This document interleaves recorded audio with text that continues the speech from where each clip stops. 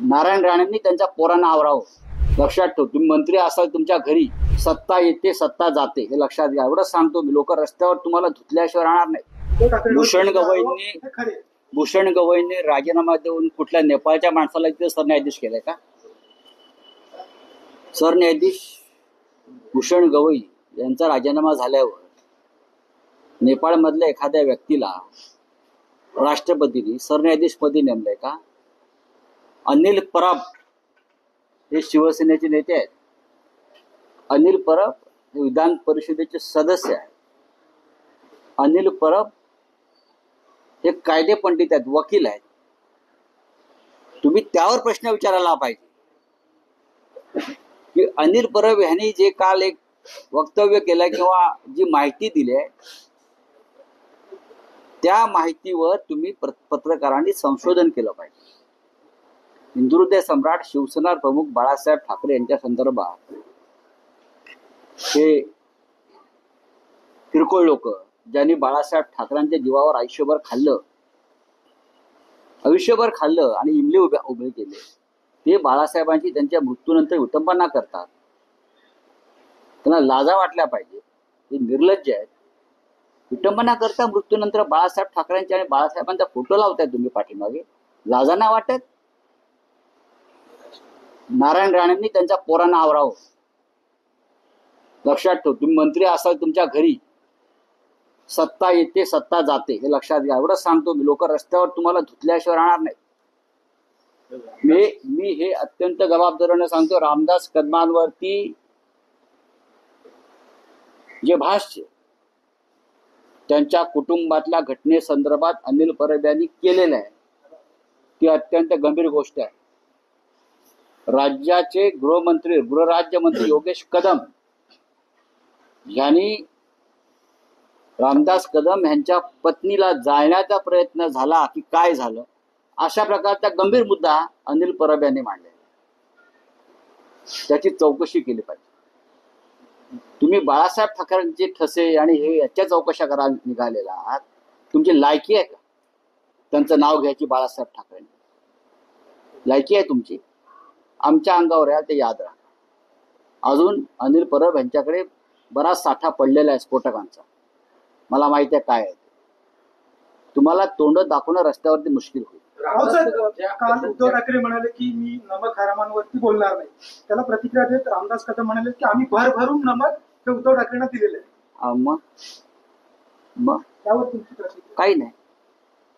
रामदास कदम यांच्यावरती प्रतिक्रिया देण्यात किती महान नाही आहेत. हे काल उद्धव ठाकरे बोलले ना, हे लोक नमक हराम नाही तर काय आहेत? बाळासाहेब ठाकरेंच्या मातोश्रीवर, उद्धव ठाकरेंच्या मातोश्रीवर भरभरून नमक खाल्लं, पदं मिळवली, प्रतिष्ठा मिळवली, संपत्ती मिळवली आणि आता टांग वर करतायत. हे नमक हराम नाही तर ह्यांना काय म्हणायचं? का दुसरा कुठला शब्द असेल तर सांगा, मीडियातला मी तो वापरेन. हे बेईमान नमक हराम आहे सगळे आणि ह्यांना त्यांची किंमत मोजावी लागणार. हे पण सांगतो मी, कालही म्हणालो, यांना जबर किंमत मोजावी लागणार आहे. अमित शहा यांना वाचवणार नाहीये किंवा नरेंद्र मोदी आणि फडणवीस वाचवणार नाही. यांना अमित शहा वाचवणार नाही, यांना नरेंद्र मोदी वाचवणार नाही, यांना देवेंद्र फडणवीस वाचवणार नाही. त्या बेईमान लोकांना, ज्यांनी बाळासाहेब ठाकरेंच्या संदर्भात अशी दळभद्री वक्तव्य का भूमिका घेतलेल्या आहेत, त्यांना कोणी माफ करणार नाही. मुळात अमित शहा, नरेंद्र मोदी भविष्यात यांची अवस्था काय होणार आहे हे मला माहिती आहे. सर, आपण जर शेतकरी आर्थिक नुकसानमध्ये, कारण की पावसाळ्यामध्ये शेतकऱ्यांचं नुकसान झालं, तर दुसरीकडे दिवाळी जवळ झाले तर महावितरणकडून वीज मध्ये वाढ करण्यात आली. त्यामुळे आता या संदर्भात कोणी बोलतंय का? हे जे नमक हराम तुम्ही ज्यांचं नेत्यांचं नाव घेतलं, शेतकऱ्यांच्या प्रश्नावर, बेरोजगारांच्या प्रश्नावर, नवी मुंबईच्या विमानतळाचं उद्घाटन करायला नरेंद्र मोदी येत आहेत ना. नवी मुंबई विमानतळाचं पूर्ण गुजरातीकरण झालंय, तुम्हाला माहिती आहे का? तिथे दिबा पाटलांचं नाव देणार भूमिपुत्रांचे नेते म्हणून, पण संपूर्ण परिसरात ज्या नोकऱ्या उपलब्ध होणार आहेत तिथे मराठी माणसाला स्थान नाही. भविष्यामध्ये शिवसेना आणि मनसे आणि इतर स्थानिक पक्ष याच्यावरती आंदोलन करणार आहेत. मराठी माणसाला, मराठी तरुणांना तिथे अजिबात स्थान नाही. नवी मुंबईचं विमानतळ कोणासाठी केलं तुम्ही? जर विमानतळावर मुंबई विमानतळावर बघा बाळासाहेब ठाकरेंनी 100% मराठी माणसं कामाला लावली शिवसेनेनं तिकडे जाऊन आताही बघू शकता. 100% मराठी माणूस बाळासाहेब ठाकरेंनी शिवसेनेमुळे कामाला लागलेला आहे.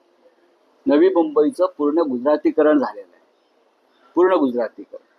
तुम्हाला गुजराती येतं का असं विचारून तिथे नोकऱ्या द्यायचं प्रकरण सुरू झालं. ही अत्यंत गंभीर गोष्ट आहे. या संदर्भात आमचं आणि माननीय राज ठाकरे यांच्याशी चर्चा झाली. त्यांची आमची चर्चा झाली की भव्य एक प्रखर आंदोलन केल्याशिवाय त्यांना धडा शिकवल्याशिवाय आपल्याला पुढे जाता येणार नाही. 11 तारखेला शेतकऱ्यांचं आंदोलन मराठवाड्यात आहे. हंबरडा मोर्चा. अंबादास दानवे यांनी त्या संदर्भात माहिती दिलेली आहे. स्वतः शिवसेना पक्षप्रमुख उद्धव ठाकरे त्या आंदोलनाचं नेतृत्व करणार आहे. शिवसेना जमिनीवर आहे. शेतकऱ्यांसाठी, कष्टकऱ्यांसाठी, भूमिपुत्रांसाठी काम करणारी संघटना आहे. की हा काय बोलतोय, तो काय बोलतोय, तेवढा वेळ नाही आमच्याकडे. असं आंदोलन होईल या उद्घाटनाच्या पूर्वी असं आंदोलन आमचं चर्चा सुरू आहे. बघू ना, डिसेंबरला विमान उडणार आहे ना, कसं उडतंय बघू.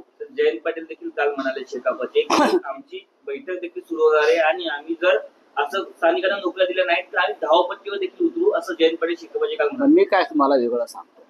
शेतकरी स्थानिक पक्ष जे आहे, शेतकरी कामगार पक्ष, हा तिकडला भूमिपुत्रांचा एक पक्ष आहे. दिबा पाटलांचं नाव त्याला द्यायचं आपण मान्य केलेलं आहे सगळ्यांनी. आणि भूमिपुत्रांना जर स्थान नसेल तर आम्ही सगळे जे मराठीवादी पक्ष आहोत त्यांना एकत्र येऊन यासाठी आंदोलन करावं लागेल नवी मुंबईच्या विमानतळासंदर्भात. त्याच्यामुळे माननीय उद्धव साहेबांची याला मान्यता आहे, संमती आहे. राज ठाकरे यांची संमती आहे, जयंत पाटलांची संमती.